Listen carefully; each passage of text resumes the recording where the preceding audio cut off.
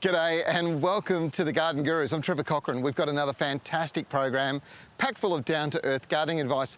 I'm up here in the Pilbara in Western Australia at the moment, enjoying some of the exotic plants that love this hot weather. There'll be a whole bunch of inspiration coming at you with plants ideal for your garden this week. Here's what's coming up on today's show. This week on the Garden Gurus, Nev looks at the tasty varieties of gourmet mushrooms that are available these days. Nigel shares his tips on how to naturally and permanently improve soil. And I'll show you how to turn your waste into gold. Dig, dig, dig, dig, digging around. Dig, dig, dig, dig, digging the ground. I got my spade, I got my hoe, I got my rake, and I'm ready to go. With a change in season, you'll also see a change in the pests that get into your garden. Now you're going to start to find a lot more of those soft-body pests, things like snails and slugs and caterpillars. Now, all of these will start to move through the garden as the weather becomes milder. They really do love it. There's a lot of things that you need to do to get control of them before they do any damage. Trying to control insects using natural methods is very important. If you can avoid the use of pesticides, it's so much better for your garden's health. I know the powder of Mineral Magic dusted over leafy veggies is a great natural control of these soft-bodied pests. It literally punctures the exoskeleton of the pest and dries them out. Used as a mulch, Mineral Magic looks fantastic, but it also has these wonderful insulation properties. Sure, pests like snails and slugs won't go through, but with those insulation qualities, it just cools the soil down.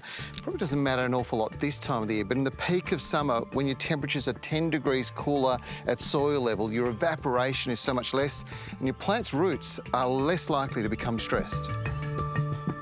Other natural solutions include yellow sticky traps, but be careful as small birds and beneficial animals such as geckos can get stuck on these too. So grab a protector when you buy yours from the shops. For some strange reason, I can't quite work it out, this year has been a record year for citrus problems.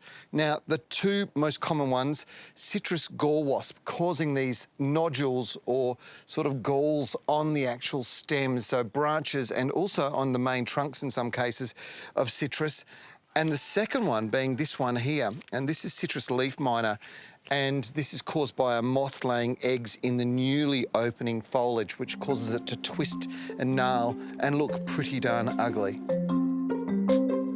And lastly, with cooler, wetter conditions, lawns can see invasions of broadleaf weeds. And if there's just a few, grab a hand weeder and remove them that way. If there's a carpet of them, a weed and feed hose-on is the way to go. Remember that hose-on weed and feeds have to be chosen very carefully. The standard product is good for fine-leaf grasses, but it's a disaster for broadleaf grasses. So if you're not sure, apply the broadleaf or buffalo grass versions.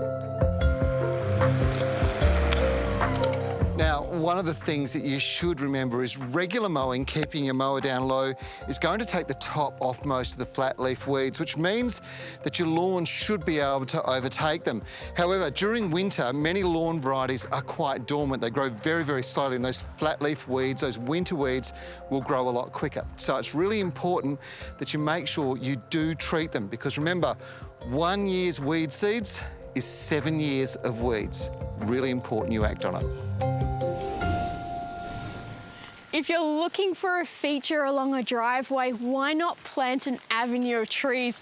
This way you can really impress your visitors. Stay with us here on the Garden Gurus for more gardening inspiration. The latest research into the health benefits of mushrooms paints such a compelling picture. You'd be letting yourself down if you didn't include these in at least 2 meals a week. I'm in the foothills of Perth at a small mushroom farm where Bridget and Dave Proudmore basically produce mushrooms to sell fresh at farmers' markets around the city. And take a look at the incredible array of different varieties. It's enough to blow your mind. Then we can talk of flavour. I love them from the barbecue, but also they're delicious in Asian dishes. Here's a brief list of benefits that mushrooms provide. They have anti-aging properties, they improve brain health, gut health, prostate health for men, contain high levels of potassium, sulphur, many essential minerals and B vitamins, including riboflavin, niacin and pantothenic acid. As an avid gardener, I'm excited at the prospect of growing not just one of these unusual varieties, but the whole lot. And the beauty of it is they come in kits. Now, to get these kits going, they're starved for light and air. So what you need to do is bring them out into the light and cut a little square in the plastic. And that will then enable the spores to jump out and get going. You can have up to 3 crops, maybe 1 kilo per pack of these amazing mushrooms. Oyster mushrooms can be grown in such unusual substrates as coffee grounds, but these are grown in wheat and barley straw, and boy, do they grow. One of the most famous of exotic mushrooms is this one, shiitake. Wonderful flavour and normally very difficult to grow. But Dave's found a way of growing these on blue gum sawdust, which is a lot quicker than other methods. So this is going to be #1 on my list to try at home. One of my favourites is the king mushroom. I first tasted these at a Korean barbecue, and it was love at first bite. So each kit comes with detailed growing instructions, and these can be ordered from their Facebook site. Get ready for some fabulous, unusual flavours as you work your way through the mushrooms from Swan Valley Gourmet Fungi. For me, there's nothing more exciting than the sense of anticipation I feel at this time of the year. I am forever the optimist. I just love the thought of planting young plants and seeing what's available. Now for me, we might as well put plants in the ground than having bare soil, because if there's no plants, it will grow weeds. Lots of plants will make the garden look fantastic. Young plants put in the ground now have the best chance to get settled in, develop a strong root system to enable them to cope and establish before next summer sets in. And as the weather cools down, you may not see a lot of what's happening on the top as far as the growth goes. Depends a little bit on variety, but focusing on the root development and planting small will give you the best results. There's a large range of starter plants around garden centres at the moment. They're all fresh new stock, ready to plant at this time of the year. Now, even though the top's small, they've got a really strong root system. So once they go into the ground, they just bolt and take off. Now, most of these are native plants, so they need a fertilizer formulation that's suitable for natives.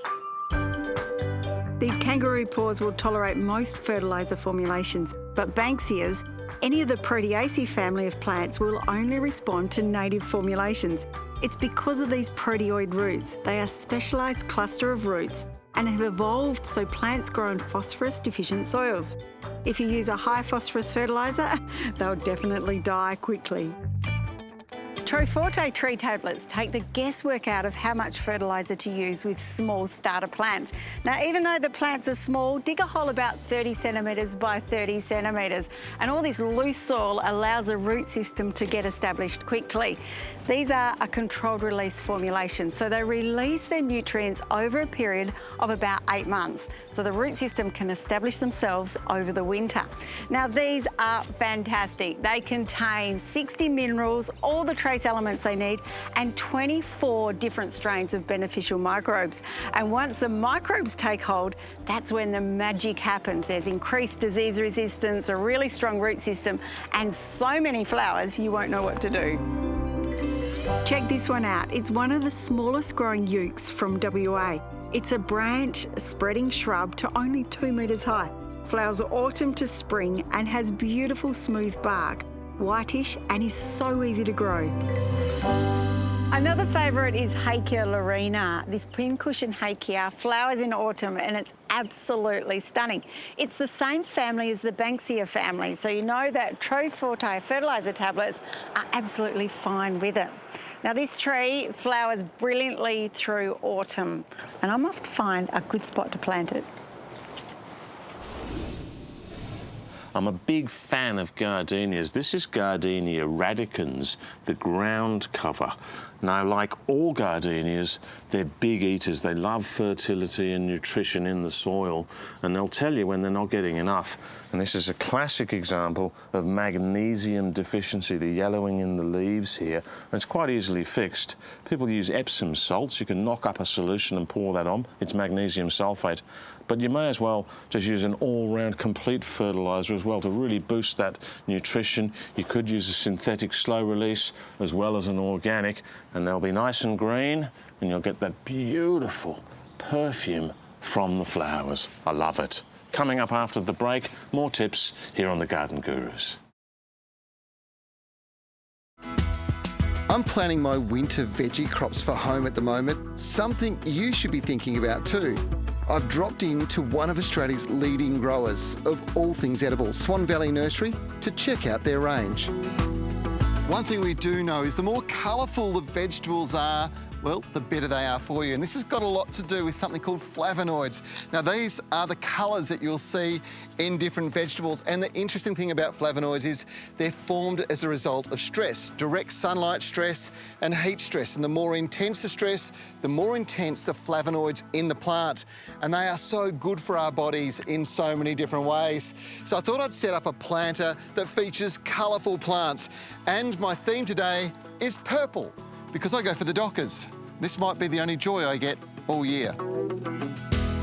Like this purple asparagus, which is a rich source of vitamin E, which is known to be good for hair, skin and eyes, but most importantly, it builds up your body's defences against infections and diseases. To be completely honest, planting now is an investment that will be harvested in 2 years, not this coming spring.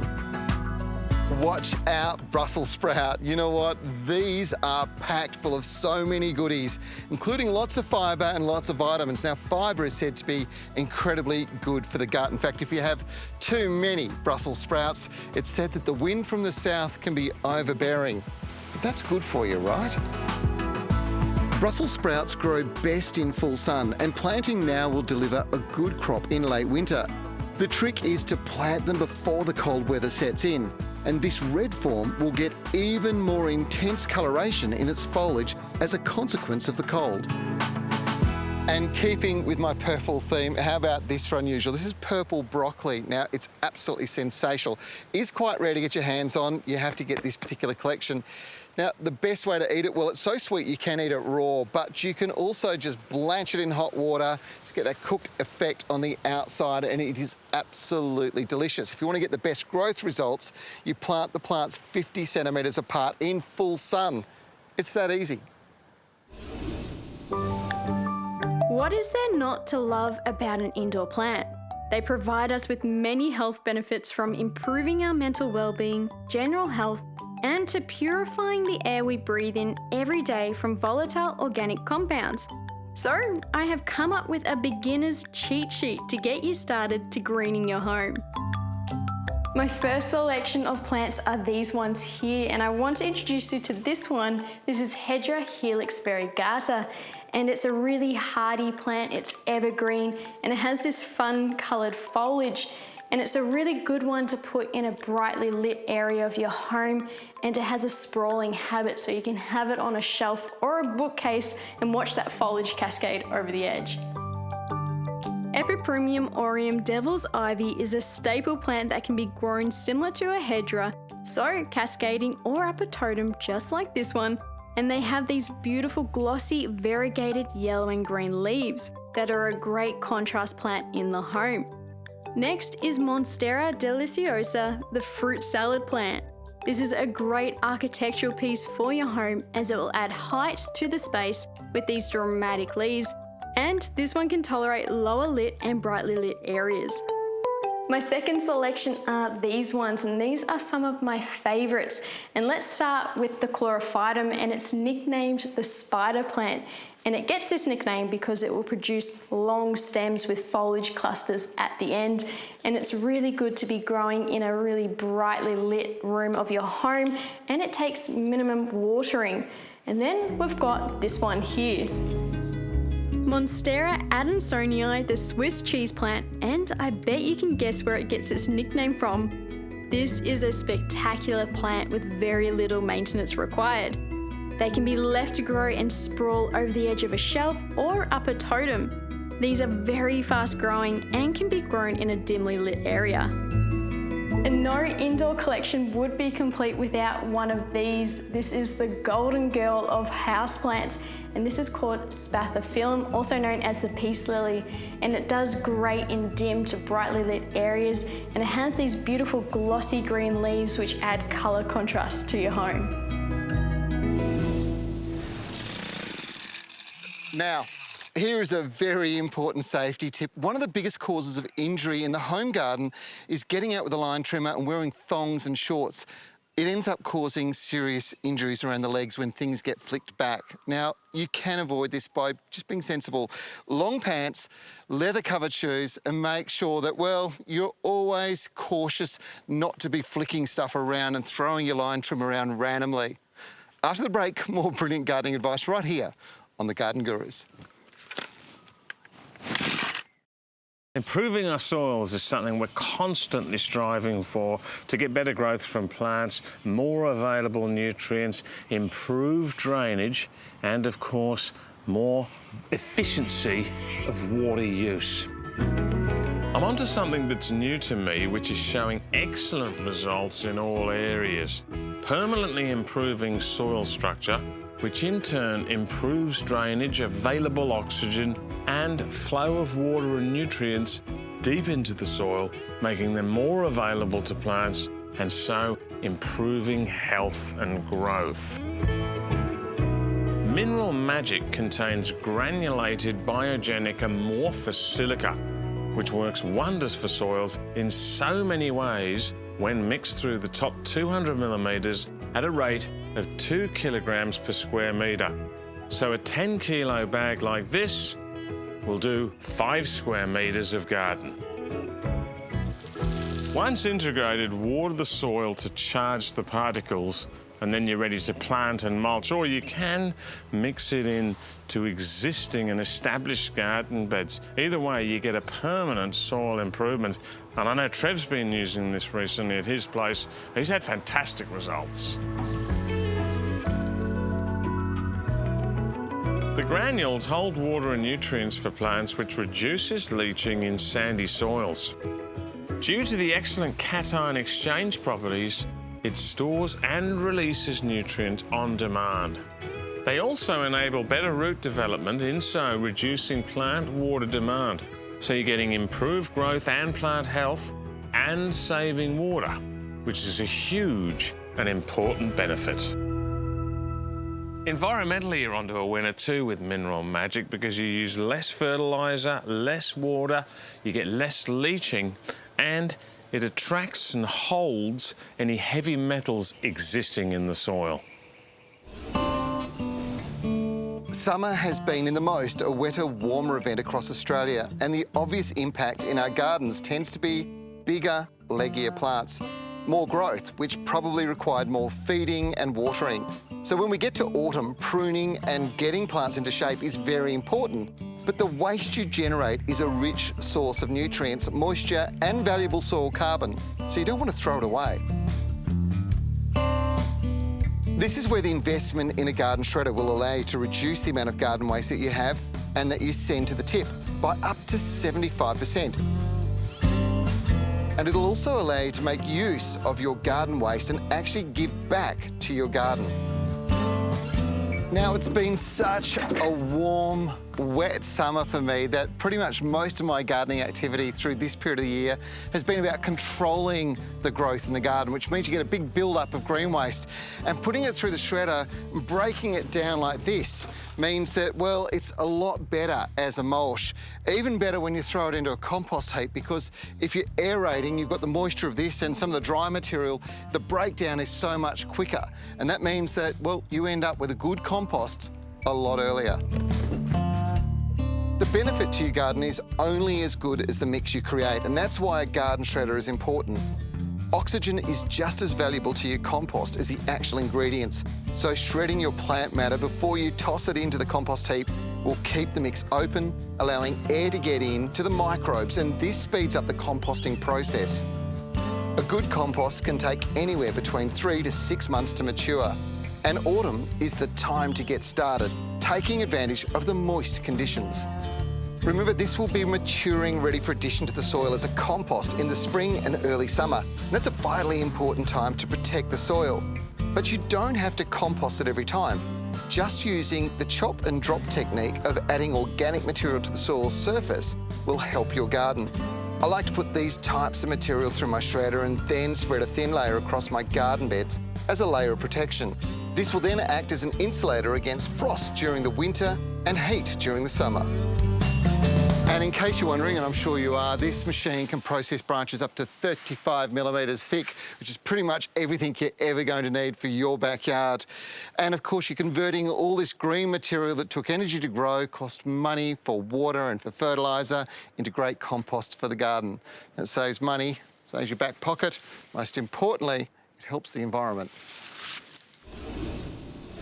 Well, that's it for this week's show. I'm saying goodbye to you from Pardue Station. It's in Western Australia's ancient Pilbara, a place you've got to check out. Good place to see some exotic plants that, well, adapt to these harsh climates, and natives that do just so well under very trying conditions. Now, the good news is we're back next week with another great episode, and if you want to know anything from today's show, you can check out our website. If you want to ask a question, become a friend on Facebook. I'm Trevor Cochran. We'll see you next week for The Garden Gurus.